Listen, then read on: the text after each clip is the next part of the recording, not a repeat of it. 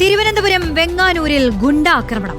വെണ്ണിയൂർ സ്വദേശി ഷാജി എന്ന കൃഷ്ണപ്രസാദിന്റെ വീടിന് നേരെയാണ് ആക്രമണമുണ്ടായത്. ബൈക്കിലെത്തിയ ചിലർ വീടിന് നേരെ കല്ലെറിയുകയും വീടിന് മുന്നിലുണ്ടായിരുന്ന ബൈക്കുകൾ അടിച്ചു തകർക്കുകയും ചെയ്തു.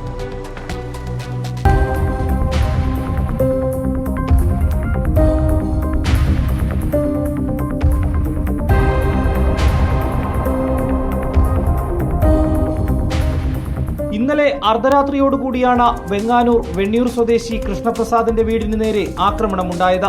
ബൈക്കിലെത്തിയ ചിലർ വീടിന് നേരെ കല്ലെറിയുകയും വീടിന് മുന്നിലുണ്ടായിരുന്ന ബൈക്കുകൾ അടിച്ചു തകർക്കുകയും ചെയ്തു.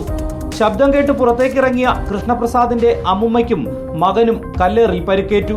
അപ്പൊ ഈ ലൈറ്റ് ഒക്കെ എറിഞ്ഞു പൊട്ടി.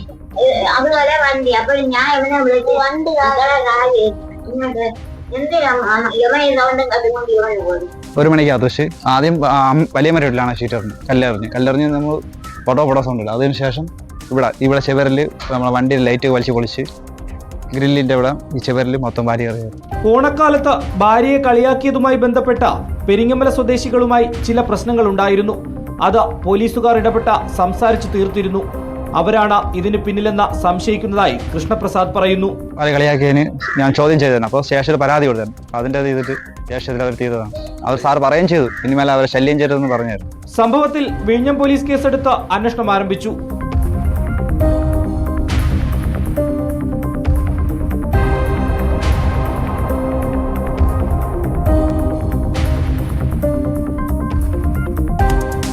റിപ്പോർട്ടർ, തിരുവനന്തപുരം.